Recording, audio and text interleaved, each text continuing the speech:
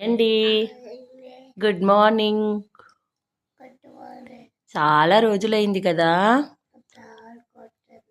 కొంచెం బిజీగా ఉండే,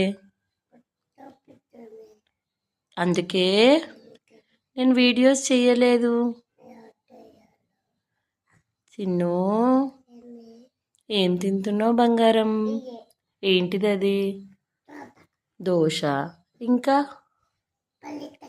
పల్లి చట్నీ. బాగుందా చిన్ను? తింటున్నావా? మీరేం తిన్నారు? అడుగు వాళ్ళని. ఓకే అండి, బాయ్. మరి మళ్ళీ వీలైనప్పుడు కలుస్తాను. కొంచెం బిజీగా ఉన్నాము. బాయ్ అండి.